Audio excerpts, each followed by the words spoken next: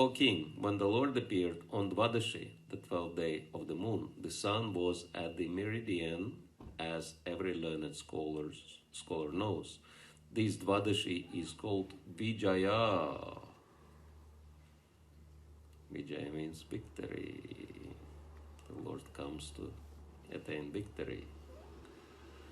Shanka dundu bhayo nidur mridanga pavananaka panavanaka chitravaditra turyanam nirghoshas tumulo bhavat.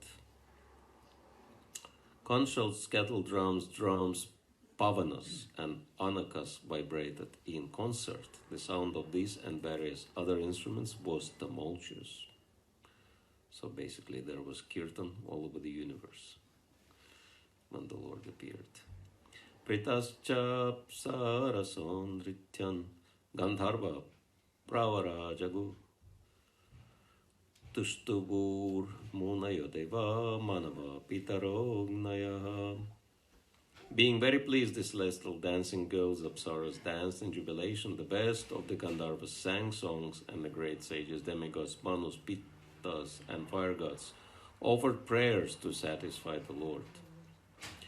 Siddha vidyadaragana sakim purusha kinara charana yaksharakshamsi Suparna Bhujagottama Gayanto Tiprasam Santo Nityanto Vibhutanuga Aditya Shamapadam Kushumai Samava Kiran.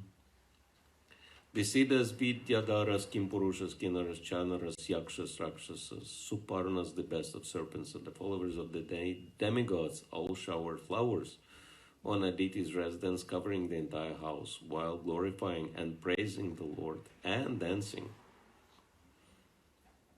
So sometimes it rains flowers from the sky when the Lord appears.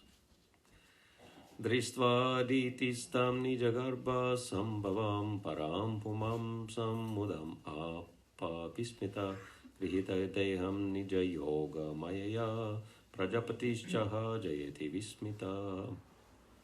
When Aditi saw the Supreme Personality of Godhead, who had appeared from her own womb, having accepted the transcendental body by his own spiritual potency, she was struck with wonder and was very happy. Upon seeing the child, Prajapati Kashyapa explained, Jai, Jai, in great happiness and wonder.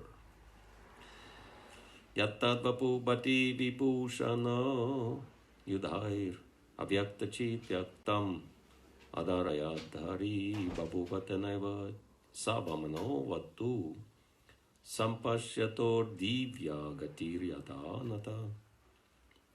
The Lord appeared in his original form with ornaments and weapons in his hands. Although this ever-existing form is not visible in the material world, he nonetheless appeared in this form. Then, in the presence of his father and mother, he assumed the form of Vamana, a Brahmana dwarf, a brahmachari, just like a theatrical actor. So we can understand, very similar to Krishna's appearance, right? First, he appeared with divine symbols in his hands. What are the 4 divine symbols? Shankha, Chakra, Gada, Padma. 2 for demons and 2 for devotees, right? Which ones he is using for demons? Gada and Chakra, and for devotees? Padma and Shankha. And so, but then he changed his form into regular human-like form. Purport. The word nataha is significant. An actor changes dress to play different parts, but is always the same man. How do we recognize that this is Krishna? No matter which forms he is taking, which roles he is playing. One symptom is yellow dhoti. Nrsimhadev is also dressed in yellow dhoti. So we can say, okay, Krishna. You cannot hide. Similarly, as described in the Brahma Samhita 5:33 and 39, the Lord assumes many thousands of millions and millions of forms, Advaita Machyuta Manadi Mananta Rupa Madhyam Purana Purusha. He is always present with innumerable incarnations, Ramadi Murtishu Kalani Natishta Nanavataram Bhuvaneshu Kintu. Nonetheless, although he appears in various incarnations, they are not different from one another. He is the same person with the same potency, the same eternity, and the same spiritual existence. But he can simultaneously assume various forms. When Vamanadeva appeared from the womb of his mother, he appeared in the form of Narayan with 4 hands equipped with the necessary symbolic weapons. And then immediately transformed himself into a brahmachari, Vatu. This means that his body is not material.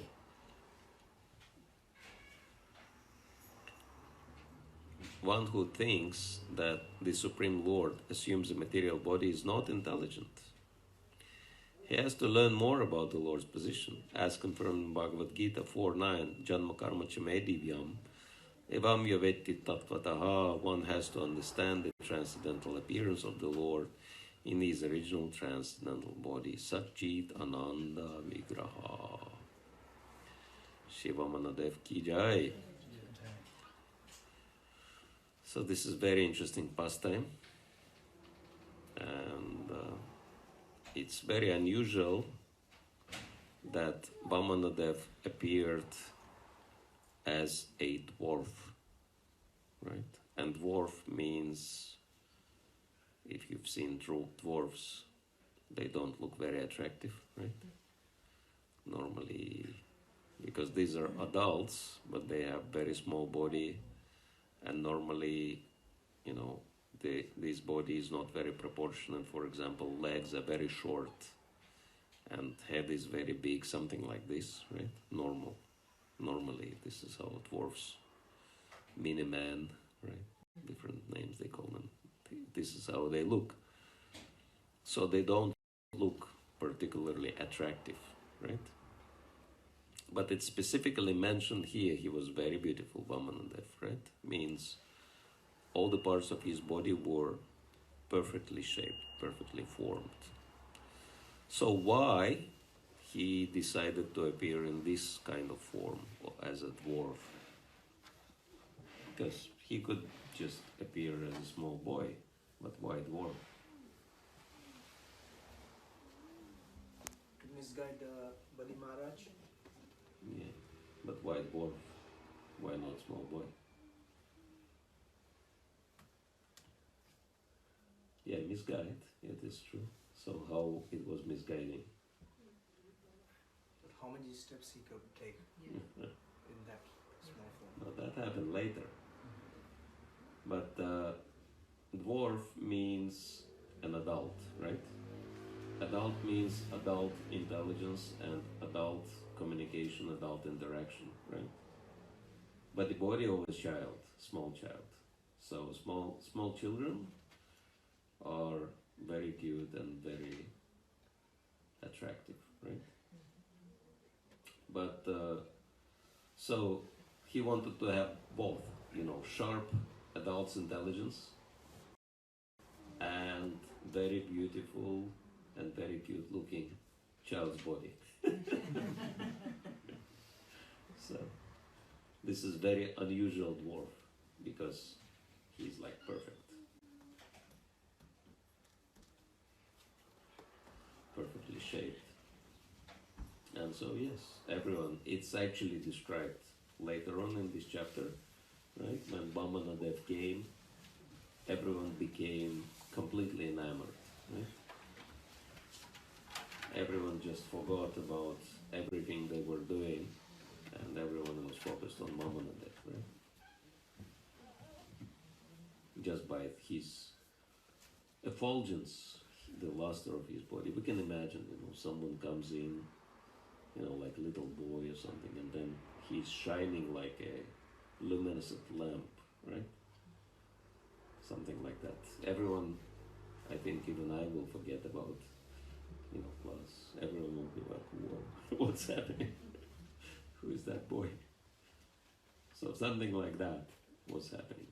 at the arena of sacrifice of Bali Maharaj when Vamanadeva appeared. Everyone, was just completely struck with wonder, looking at this little boy. And so then he came to Bali Maharaj, asking him for charity. And Brahmana boy, naturally, Bali Maharaj was very favorably disposed, because he got, how did Bali Maharaj conquered the entire universe, even heavenly planets? What was his secret? His secret was he followed his Guru Maharaj, that is Shukracharya, who gave him a chariot and the weapons with which he was, which he can conquer any part of the universe. But that's one detail, but what was the most important part? The Brahmanas were... Yes, he got blessings from Brahmanas, right? And so he became invincible. It's very interesting, right? You get blessings from Brahmanas and Vaishnavas, and of course he got blessing from very special Vaishnava, right?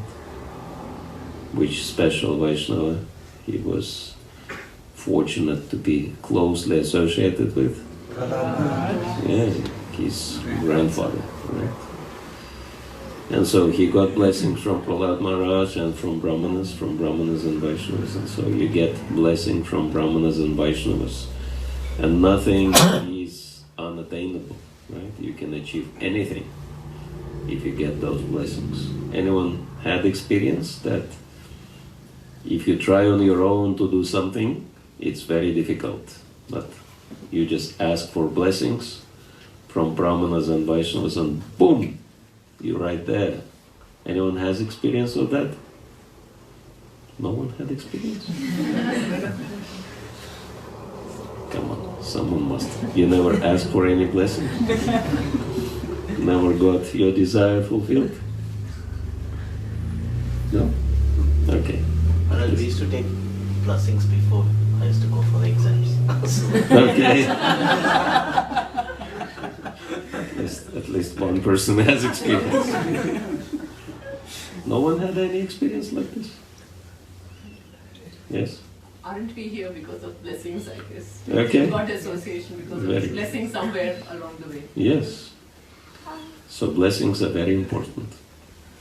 So with blessings, and if you get blessings, you become Krishna conscious. Why? Because you realize it's not me, right? We can make so much effort, but unless we get blessings, there will be no results. And so by the blessings of Brahmanas and Vaishnavas, Bali Maharaj could conquer even heavenly planets. And then, he's doing yagya, because he realized this is how I'm getting my good fortune. Because yagya, what is yagya? Yagya means to please the Supreme Lord and all his associates, demigods, right? Brahmanas, Vaishnavas. So. And then Vamanadeva comes, and part of the yagya, there are three most important things in human life. And these are listed in Bhagavad Gita, chapter 17 and 18. What are the three most important things, as Bhagavad Gita says, which purify even great souls? Anyone? Austerity. Yes, austerity is one, but what is the first? Yagya, Dana, Tapa. Yes, Yagya, Dana, Tapa. These are the three secrets of success. Because if you do yagya, you get all the blessings, right? And yagya means sacrifice. You sacrifice your interests for the sake of pleasing the Supreme Lord and His representatives, right? Instead of pleasing yourself, you do something to please them. So that's yagya. And it produces very nice results, right? Yagya is the biggest secret of success.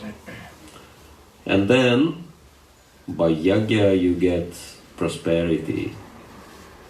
Everything comes by yagya. People work so hard, right? But they hardly get good results. Even if they get, they lose them. But devotees, I'm noticing that devotees are not working very hard. I mean, we have so many festival days, right? And I see devotees, every festival they are there. And I'm wondering, how do they work? And devotees, normally, they don't mind any work as long as they don't have to work.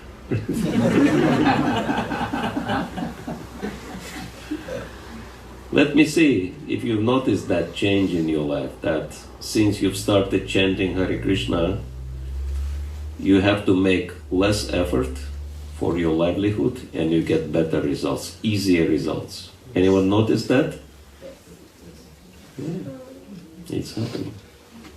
Because the Lord is making all the arrangements. Before, you had to struggle, right? And now, less struggle, more results. Before, more struggle, less results, or no results. So this is yagya, and then all the good results coming, right? And then what do you do with all these results? Do you enjoy with them? No. Next, after yagya, what comes?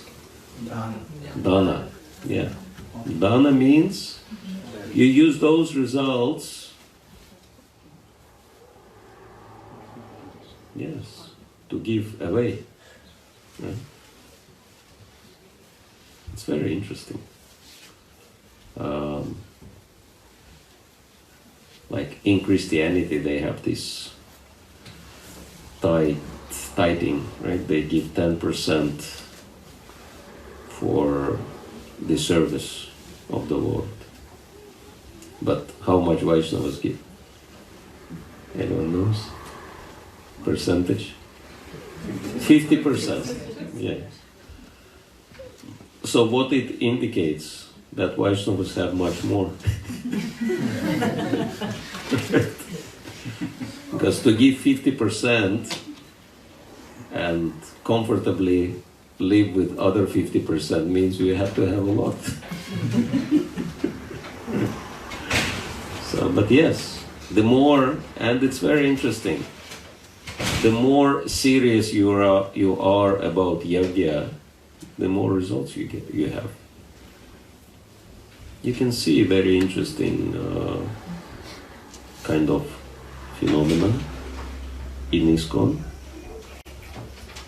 who, like we have 4 ashrams, right?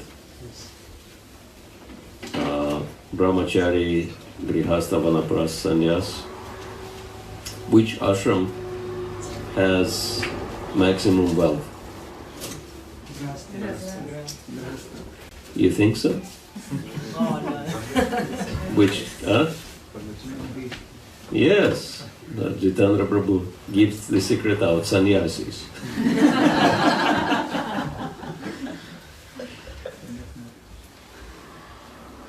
No work. And more money than all the, like, there are hardly any grihasthas who can compete with sannyasis. Why? Because sannyas means full yagya, right? 100% yagya. So, full dedication in the Lord's service. Sannyas means not 50%. Sannyas means 100%, everything in the Lord's service, right? And the Lord is giving maximum results. So this is what Bhagavad Gita explains. So Krishna says, as they surrender unto me, so I reciprocate accordingly. So the more you surrender unto Krishna, the more you get Krishna's reciprocation. Anyone had this experience in your Krishna consciousness? Yes? So this is not theater, it's practical. And so yes, all the results we get, we use them in service of Guru Krishna and Vaishnavas and benefit others. And what do we keep for ourselves? Tapa. Austerity for purification. Right? And so, yeah, and Bhagavad Gita says these three things, they purify even great souls. And so Bali Maharaj, by the mercy of Prahlad Maharaj's association, he was also Mahachan. And so Vamanadeva came, he was doing yagya, and Vamanadeva came to get done, right? To get donation. And Bali Maharaj said, yes, tell me, I can give you anything. I can give you any country, any planet I can give you, I have the whole universe. What do you want? And then what Vamanadeva said. What did he want? 3 steps. Ooh. And Bali Maharaj was very confused. He said, why do you ask so little? And then what Vamanadeva said. If someone is not satisfied with little, he will never be satisfied, right? So this is the secret of life, to be satisfied with little. But then he was asking very little, but his plan was different, right? That, yeah, this is one very powerful lesson from Vamanadeva's pastime. In like a needle, out like a plow, right?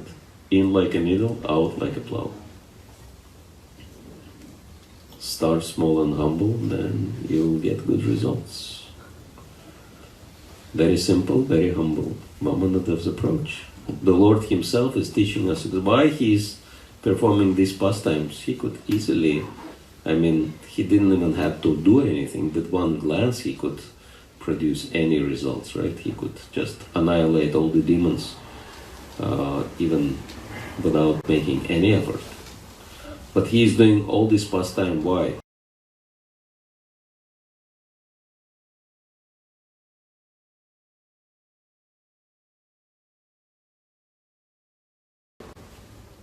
Just to teach us how to properly act in this world.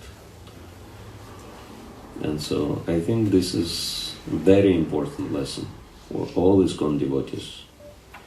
In like a needle, out like a plow. Because oftentimes we want to go in like a plow, right? Big statements, big noise, and doing things in a very aggressive way, and then people just turn away and they lose interest, right? But if someone is very humble and very simple, everybody appreciates. Even materialistic people appreciate. Even demons appreciate someone who is very humble and very simple. And what is the greatest secret in Krishna consciousness? Of course, in order to advance always, we have to chant the holy name. Hare Krishna, Krishna Krishna, Hare Hare, Hare Rama, Rama Rama, Hare Hare. So constant chanting of the holy name is the perfection in Krishna consciousness. But then the question is, how do you make sure that you will chant holy names constantly? And the secret is revealed by Sri Chaitanya Mahaprabhu. He says 3 things are very important to be able to enable us to chant holy names constantly. And what are the 3 things? Trinat api sanishana, taror api sanishana, amanina manadena kirtane sadamari. More humble than a blade of grass, more tolerant than a tree, always respecting everyone and not expecting any respect for oneself. So this is the only possibility for being able to chant the holy name of the Lord. So tolerance, humility, and respect.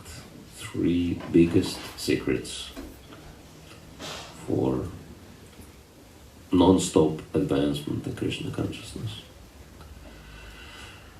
And so Vamanadeva is showing this very simple and very humble example. And then, he melts Bali Maharaj's heart, and then he agrees, but then Shukracharya steps in. And what does he tell him? Don't listen to him. Yeah, don't you know this is Vishnu? And he came to take everything away from you. If you give him 3 steps, he will take everything. And it's very interesting that Shukracharya even giving prediction. He said, not only he will take everything away from you, with 2 steps he will take everything away. And where will you, let him put his 3rd step? And then Bali Maharaj, he gets the instruction from his guru. But then Guru has to represent Krishna, represent Vishnu. And so there is one condition under which even Guru has to be rejected. Right? And that is when Guru is not representing Krishna anymore.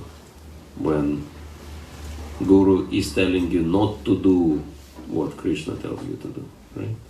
And such Guru has to be rejected. Materialistic Guru has to be rejected.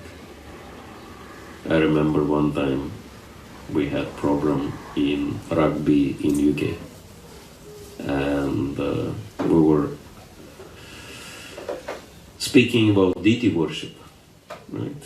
And deity worship is authorized. Why it is authorized? Because in the 11th canto of Srimad Bhagavatam, the Supreme Lord himself, Krishna himself, instructs Uddhava how to worship him in a form of deity.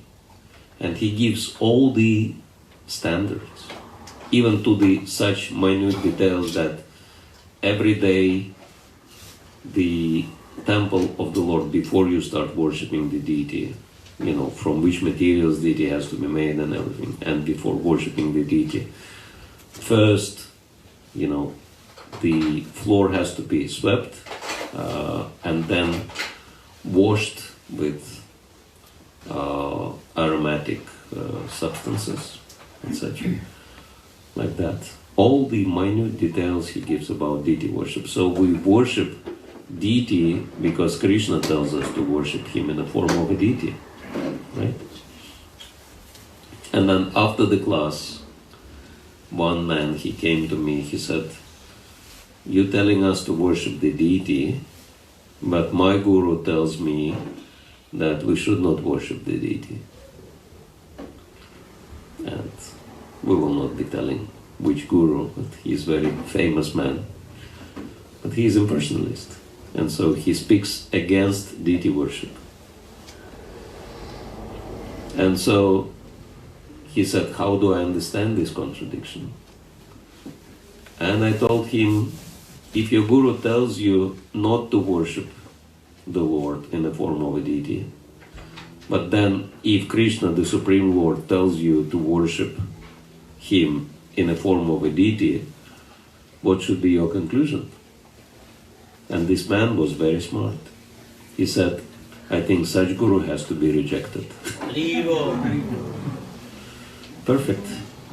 Perfect understanding. And so, yes, if guru tells you something against what Krishna tells you, you choose what Krishna tells you, and you do what Krishna tells you. And why Shukracharya was so worried about Bali Maharaj giving everything to Vamanadeva. Because he'll be unemployed. Yes. He was thinking about himself. He was self-centered, right? And so self-centered means material consciousness. Krishna consciousness means Krishna-centered, right? And Bali Maharaj was Krishna-centered and Shukracharya was self-centered. That's why he rejected Shukracharya. And interestingly enough, Shukracharya, he said, "You're not listening to me, I am cursing you that you will lose everything." And did that happen to Bali Maharaj? Yes, that actually happened. Bali Maharaj lost everything, right? Because exactly what Shukracharya predicted did happen. That Vamanadeva covered with 2 steps the entire universe.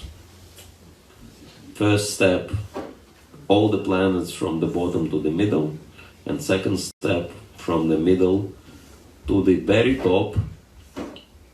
And actually, he didn't even fit with the second step, right? His big toe didn't fit in the universe. And so he pierced the covering of the universe, and the water of Ganga came from that hole and washed Vamanadeva's foot. Normally, devotees do bathing Lord's feet. But sometimes there are exceptions. Sometimes Lord bathes his own feet. So in this case, he bathed his own foot, at least one foot. And so yes, we're still benefited from Ganga. So by mercy of Vamanadeva, we have Ganga on this planet, in this universe. And then he didn't have any place for his third step. And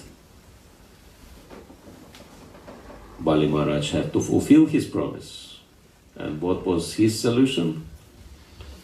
Yes, he said, okay, you can put your third step on my head. And this is what Vamanadeva did, and this is very important lesson, because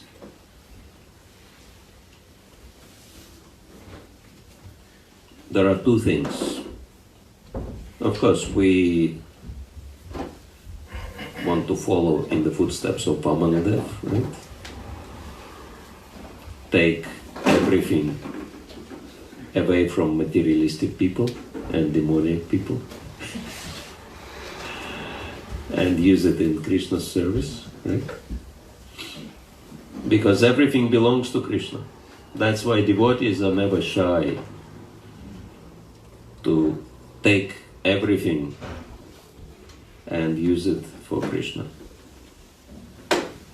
Srila Prabhupada sometimes was criticized. Some people were saying, Swamiji, you're so renounced, but then you send your disciples out every day to collect a lot of money on the street and bring it back to you. Why do you need all this money? You're a renounced old man. Why do you need so much money? And Prabhupada said, what money? What do they bring? Very little they bring. Actually, I'm the only man who knows how to use money properly in Krishna's service. For good, all the money of the planet should be collected and given to me. That's it. And they just collect little and you still complain. What's your problem? My problem that they bring very little. So Prabhupada was never shy about these things, right? I think Life Comes from Life, one of the small books. No, that I think Science of Self-Realization, right? That Prabhupada was picked up by Rolls-Royce from airport. And then one reporter came complaining, "Hey, Swamiji, what's happening? Why you driving all this luxurious car?" Prabhupada said, "What luxurious car? This is just a tin can. Rolls Royce, nothing special. Okay, a little wood is there, but otherwise it's just a tin car." He said, "You know who am I? I'm God's representative. And God's representative has to be treated same like God. So if God comes to you, would you give him tin car? You should be giving him golden car. But what they give me? Tin car. I have to tolerate what to do." So this was Prabhupada's attitude, right? So devotees are never shy. Everything, give it to us, we'll use it for Krishna. But Vamanadeva is teaching very important lesson. Did he just came for Bali Maharaj's property, or did he came for Bali Maharaj?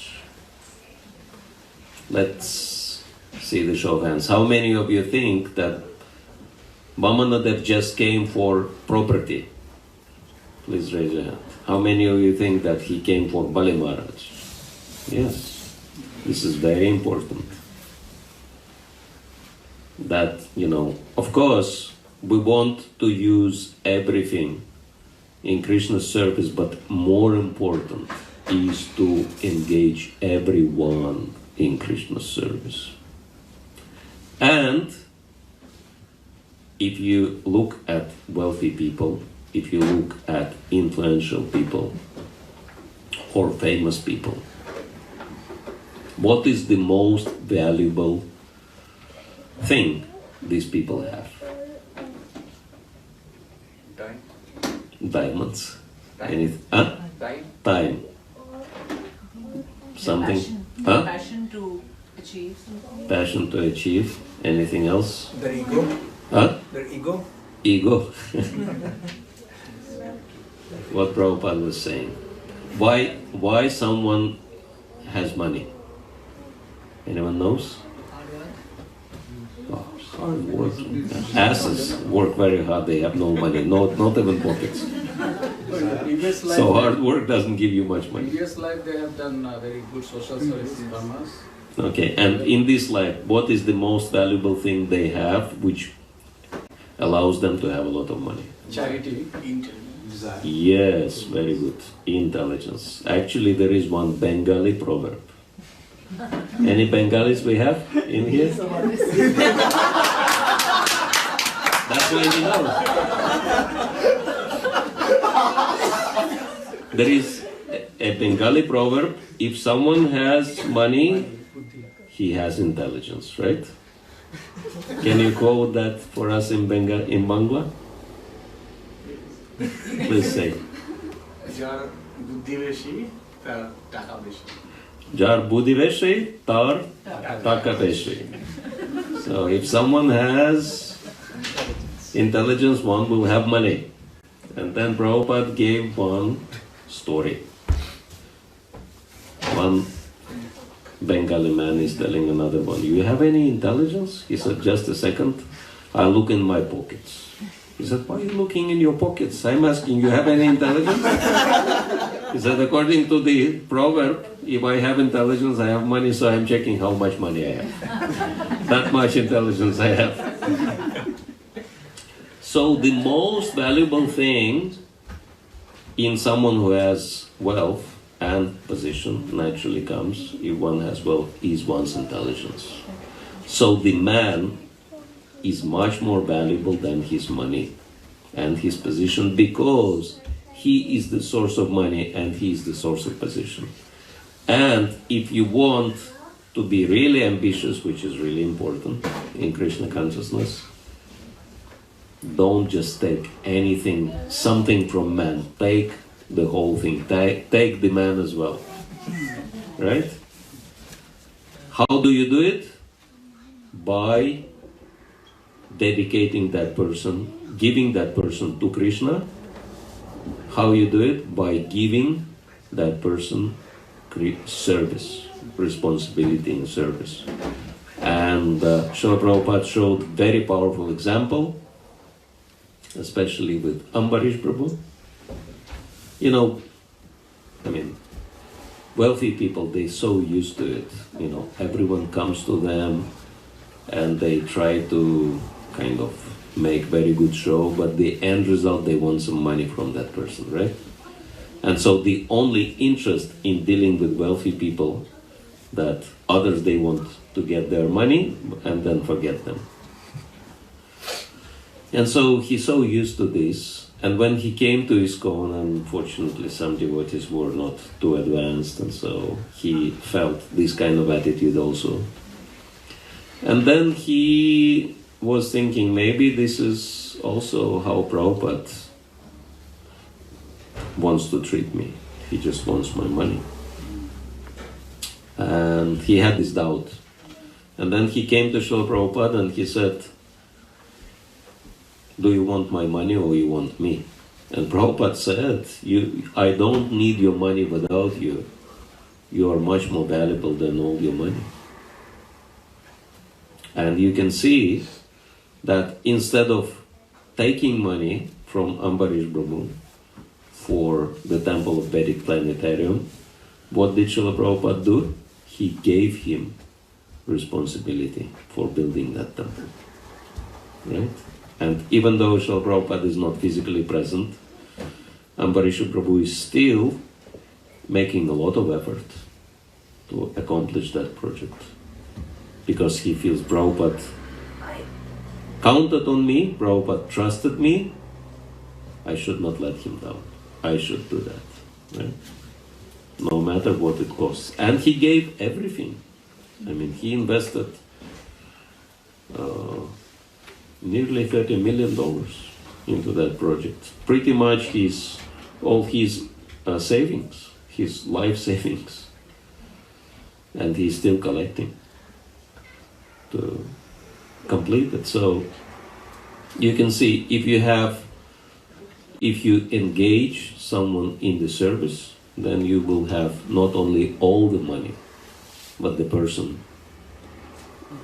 the whole person. And so Vamanadeva is showing very powerful example of holistic approach in Krishna consciousness, right?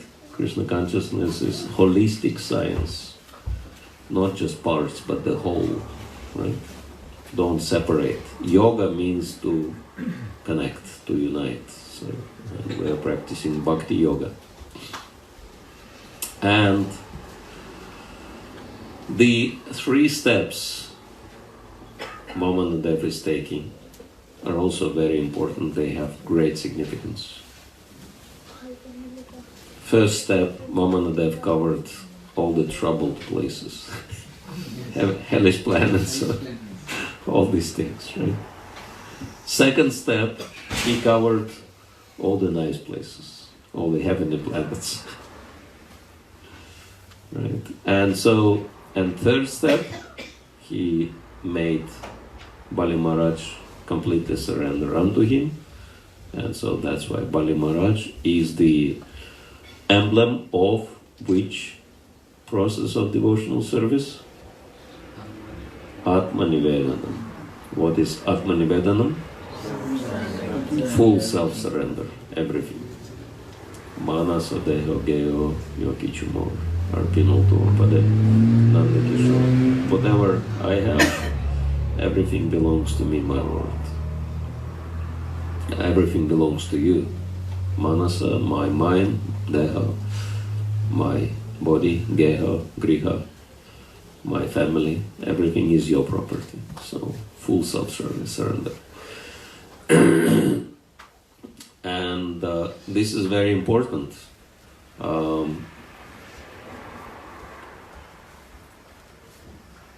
To be fully engaged in the Lord's service, to fully surrendered unto the Lord. How many of you would like to surrender fully? Not just physically, but with your mind, intelligence, and everything in the Lord's service. So what's the secret? Sukhe dukhe samekripa labho labho jaya jaya. This is what Krishna explains in Bhagavad Gita in the very beginning, right? in happiness or distress, in gain or loss, we should be equiposed. And so how do we become sama? Right? How do we achieve samadhi? Full absorption in devotional service. Sukhe dukhe. You give to the Lord your sukha and your dukkha. Right? So this is what the first two steps are. But Vamanadeva took all the troubles and all the benefits. And today at Bhakti Rasayan we've discussed, right? That all the troubles and all benefits have to be dedicated in the Lord's service. Only then you can become equiposed, and only then you can fully surrender. And Jitendra Prabhu will share the secret. How do we deal with troubles and benefits in order to fully dedicate them in the Lord's service?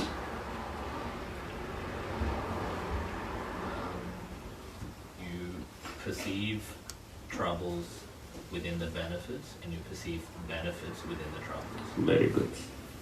See troubles in benefits and benefits in troubles. This is how you can connect everything in the Lord's to the Lord's service, right? First of all, benefits and troubles. Whenever you see troubles, understand it's Krishna's love manifested. This is Krishna conscious approach. Trouble means special Krishna's mercy. Why? Because in trouble, it is very easy to remember Krishna. Any of you has this experience? When you're in trouble, it's very easy to remember Krishna. Very emotionally remember Krishna. Krishna, why? We become very personal with Krishna. When things go nicely, we easily forget Krishna, right? But when we're in trouble, suddenly we remember Krishna with great enthusiasm. And Krishna is looking at us, smiling, saying, okay, good. Now finally you're remembering me. So that's one huge, huge benefit. And of course, many other benefits. Every trouble is teaching us humility. Every trouble is teaching us tolerance. And every trouble is teaching us the reality of the material life, that this is not the place for enjoyment, and so many benefits, right? So that's why when devotee is in trouble, he is happy. Thanks, Krishna. So this is very counterintuitive approach to life, right? Troubles, very good. And benefits, see trouble in benefits. When you have benefits, actually it is very troublesome thing. Why? How come that benefits bring trouble? Because you get entangled in enjoying the benefit and then you forget Krishna. Yes, forgetting Krishna, that's the worst trouble. And of course, every, what did Vijay Kupikesh Prabhu said? Too good to be true, right? Something which is too good, it cannot be true. There has to be a catch. Right? And if you are smart, you will see the hook behind the bait, right? Beneath the bait, you will see the hook. How Maya is trying to catch you. So, and therefore, all the benefits you give to Krishna, and all the troubles you keep for your benefit. And if you do so, then it will end in full surrender. So first, use troubles for your purification. Then second, use all the benefits for Krishna's pleasure and Guru's pleasure and Vaishnava's pleasure. And third, you can fully surrender unto Krishna. So these are the 3 steps of Vamanadeva. And Vamanadeva is very personal. As we said, he came to benefit everyone, starting with Bali Maharaj, right? And devotees working on Bhakti Vriksha program, they defined 3 C's, the letter C, 3 words starting with C as 3 steps of Vamanadeva in making everyone Krishna conscious. How many of you want to help everyone to become Krishna conscious? Okay, how many of you want to know the 3 secret C formula? So that 3 secret C formula, 3 steps of Vamanadeva in helping everyone to become Krishna conscious is connect, cultivate, and care. So Vamanadeva, he came, he connected with Bali Maharaj, then he cultivated him, groomed him into the contract, and then he cared for him as well, right? Because after he took everything away from Bali Maharaj, what did Bali Maharaj got in return? Vamanadeva himself became his doorkeeper. And so you lose everything in Krishna consciousness, but if you get Krishna himself, you lost nothing, right? Rather, your loss becomes your greatest gain. And so this is Krishna consciousness. And so Vamanadeva ended up personally caring for Bali Maharaj. So yeah, this is very sweet pastime with many lessons, very important lessons for us. And so if anyone has any questions, comments, complaints, suggestions, you're welcome to share.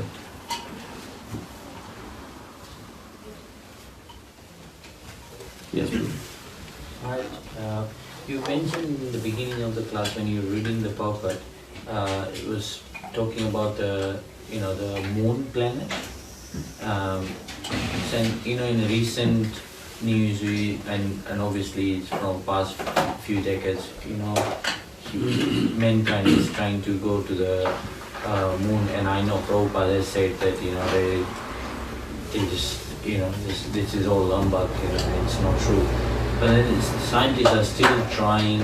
It's the science says that they can reach it, but the Prabhupada has mentioned. So sometimes you find it difficult that science is actually trying to reach there, and they have reached somewhere. So where they have reached? Well, Prabhupada was saying different things. Sometimes he said, even if they actually reached the moon, they didn't really see the moon because moon is the heavenly planet, and if they just saw desert, so what kind of heavenly planet is that? So they have landed, either they've landed on a different planet like Rahu, because Rahu is coming between Earth and Moon as well, and it's a dark planet, or they have actually, he explains that in the same way as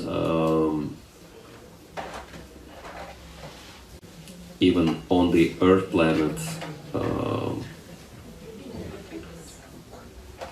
for example,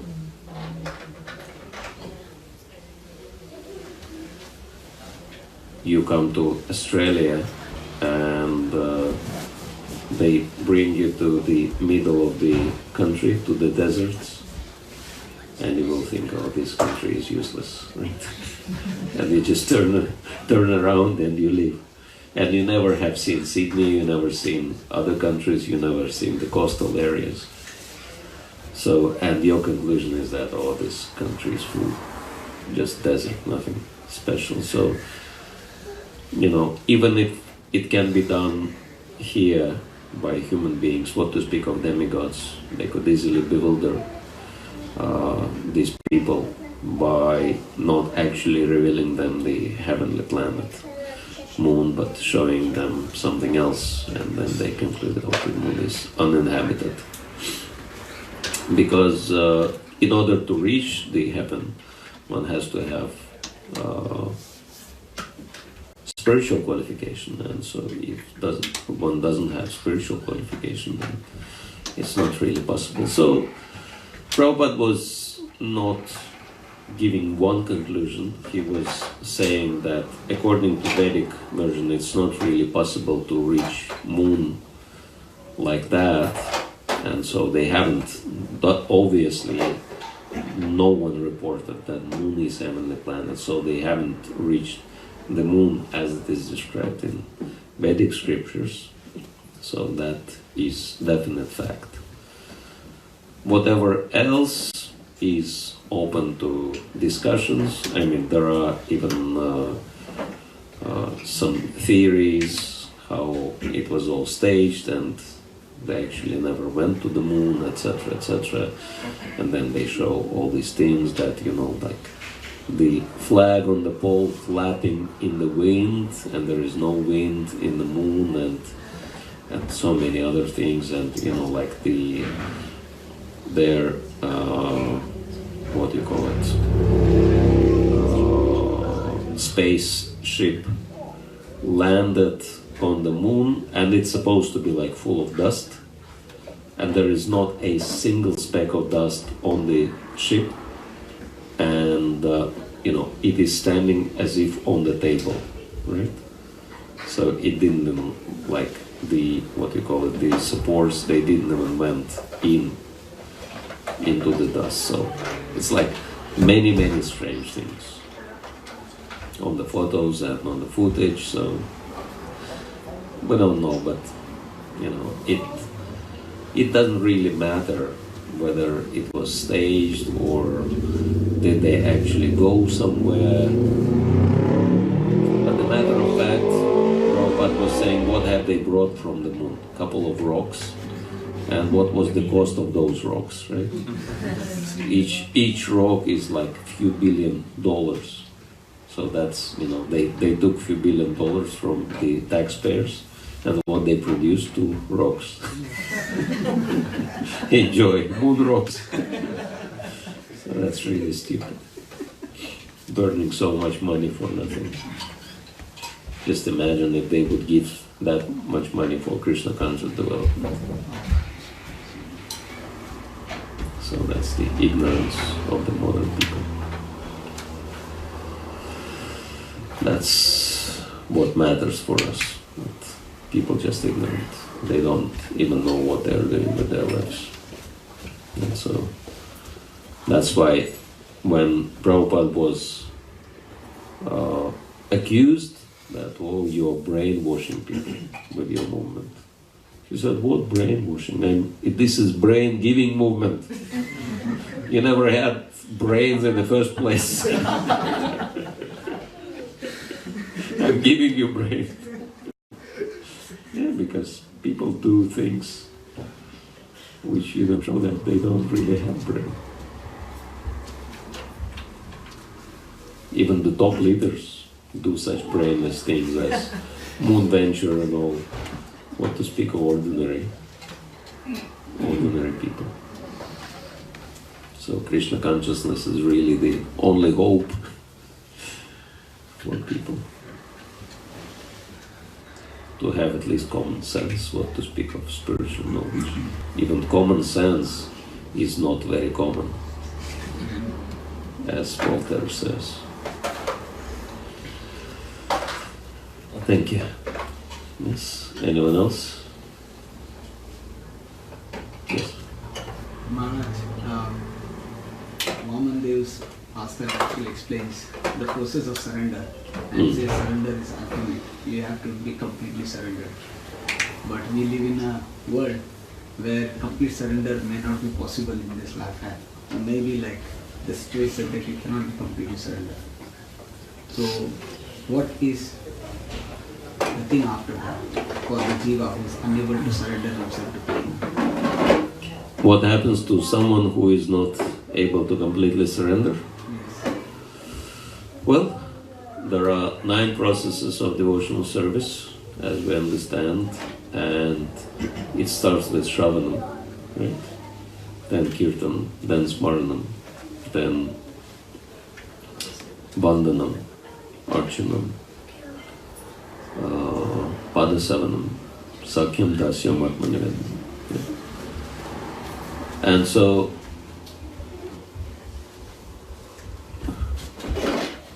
whatever level we are at, if we haven't achieved perfection, then we'll have to continue in our next lives until we achieve full surrender. So first level is Shravanam. We just listen. And once we understand, once we realize, we can discuss Kirtan, right? Glorify the Lord. Then next level, Smaranam. We can think, we can remember Krishna. Actually, it says that our life can be calculated by the amount of time we have actually remembered the Lord, right? So that's why there is this case described in Puranas how Parashara Muni was giving a class one time, and Parashara Muni, father of Vyasadeva, of course, is a great saint. And then Markandeya Rishi entered into the audience, and he was just a small boy. And then Parashara Muni stood up and offered him full dandavat.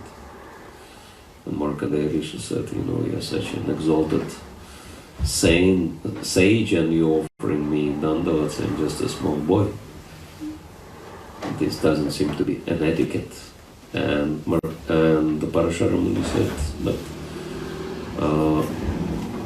your life, you always remembered Krishna, your whole life.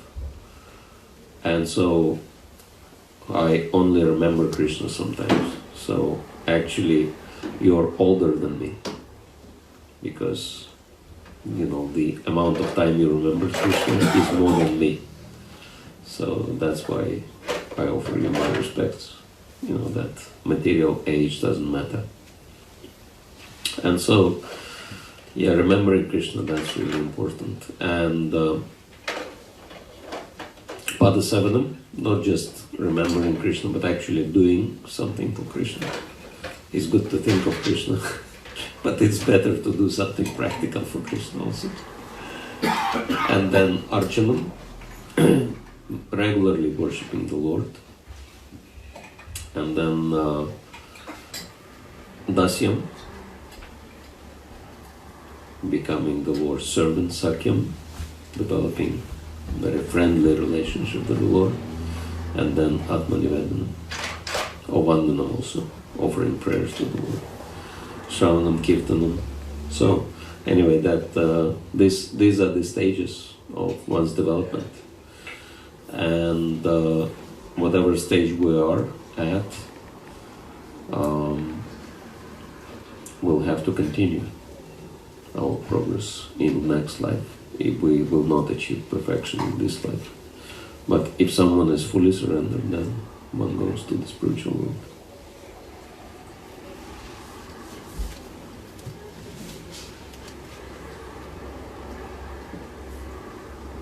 Yes. Kind of a related question. For someone, I mean, like Prabhu said, some people are simply not at the stage where they can fully surrender. Some may look at, let's say, this Leela of Vamanadeva and be unwilling to surrender because they see that if someone is that surrendered, Krishna tests them like in a very severe way. There are actually verses later on which describe the excruciating tests that Bali Maharaj went through. So when devotees read that, they could feel like, I don't want to surrender because if I do, that's what's going to happen to me. So how can devotees overcome that fear that if I surrender to Krishna, I'll be tested in excruciating ways? Well, first of all, nothing happens artificially. It's you're ready when you're ready. And the secret is always do our best, whichever level we are at. And yes, it is true that great devotees, not only Bali Maharaj, but you look at what happened to Pandavas, you look at, Kunti, Draupadi, everybody, all the great devotees, Parikshit Maharaj, it's like perfect life he lived, right? And Krishna conscious life. And then he did one mistake, and just a kind of little mistake, right? And even that happened to him because he actually gave shelter to Kali, right? And then Kali, he kind of spared Kali.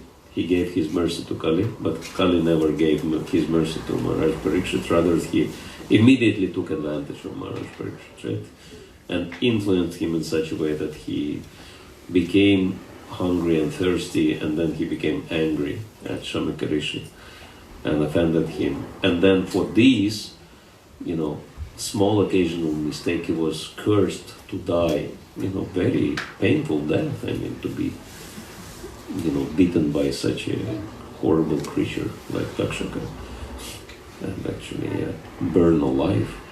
What a way to die. So, I mean, that's also pretty heavy, right? And Prahlad Maharaj being so much abused, talking about child abuse. I mean, what kind of abuse Prahlad Maharaj went through? It's crazy. And so, yeah. But yes, great devotees are given great tests. But yeah, the beginner devotees, they don't have to go through all these things. So that's why we are at the level we are at, and Krishna knows it very well. So if you're not ready, he will not force you to surrender artificially, because Krishna is our best friend. And so he helps devotees to grow organically, naturally. Sometimes, of course, there are certain accelerators in devotional service. There is a joke that sometimes a good kick can teach one to fly. So, and we were discussing that the first step in developing our ability to see Krishna is to see Krishna's hand in our life, right? Once we see Krishna's hand in everything in our life, right? And so this is life without conflicts, right? So this is the first step to actually become Krishna conscious. To never complain about anything. How can you never have any problems with anything and never have this complaining, whining, moaning, groaning attitude many people have, right? Because it's materialistic, right? Because they think that there is no God who is controlling everything, right?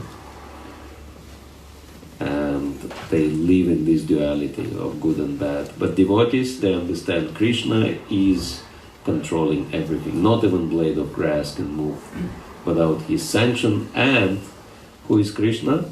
Suhritam Sarvabhutanam. He is the best friend of everyone. So he's my best friend. So whatever happens in my life is for my benefit, right? And so when devotees have that attitude, they never complain about anything. And so gradually you can learn to take serious tests as well. But yeah, it's a gradual process. Because, it's like if you look at our life, we would have to die anyway. Right? We would have to lose everything. But if we surrender unto Krishna, at least we'll get benefit, right? But if we don't surrender unto Krishna, we'll just lose it for nothing. So,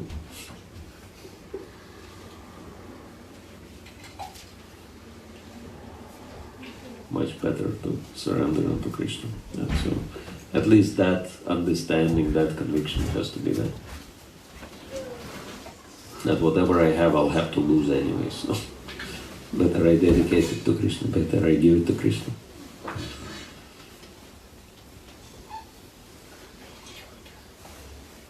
And Krishna is not, kind of cruel, someone who likes to torture others. Our relationship with him is that of love, because Krishna is the most lovable person. And so it says that Krishna never forgets even smallest service anyone does for him, not to speak of dedicating whole life to Krishna. So Krishna is very grateful. That's why it's completely safe to surrender to Krishna. But yes, sometimes he has to help us to become free from our attachment. Because when we're attached to something, we just think of this thing. And then we forget Krishna, and then we actually degrade. So sometimes Krishna has to take that away so that we would actually run to him. And sometimes sometimes the test can be quite serious. Like I've been to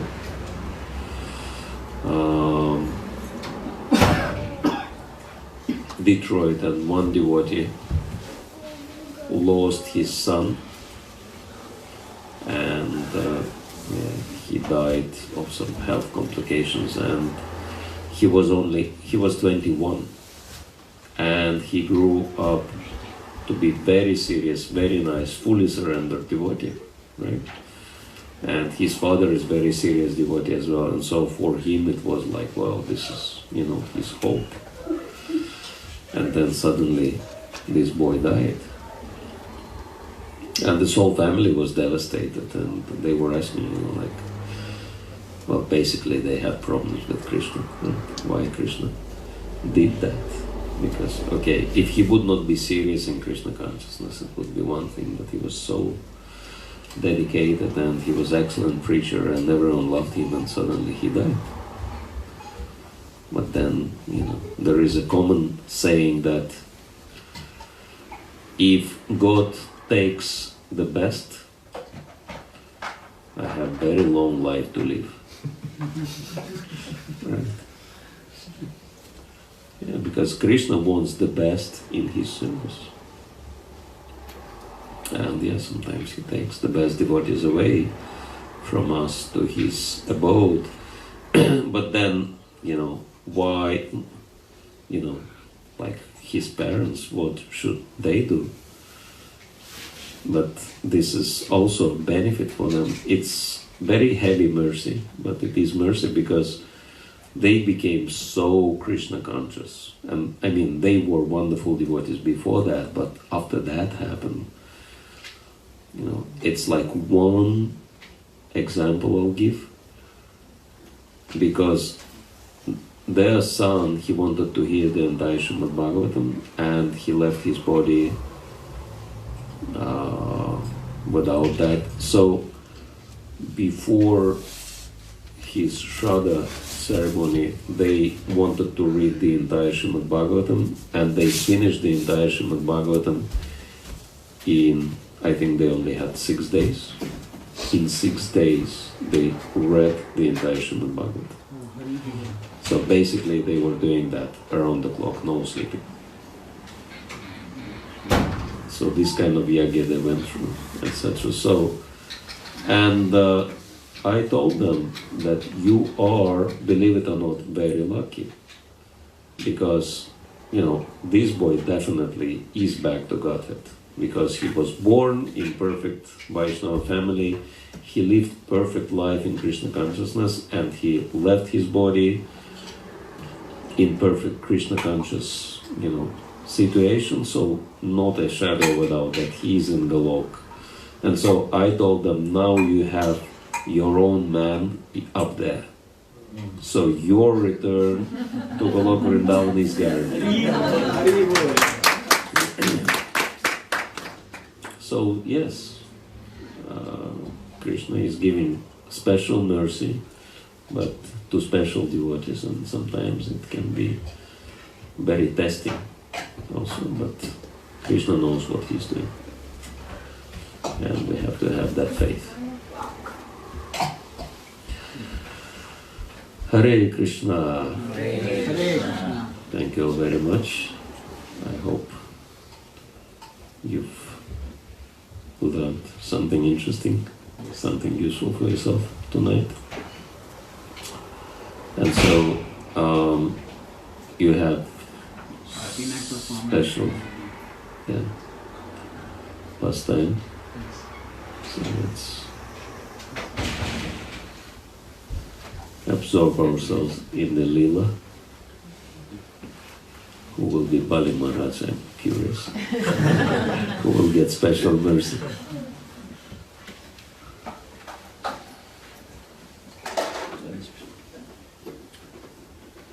So, before we start that enact, we would like to thank His Holiness Bhakti Rasayan Swami Sagar Maharaj for giving us wonderful association for this wonderful lecture. Let us chant Hare Krishna to thank Maharaj.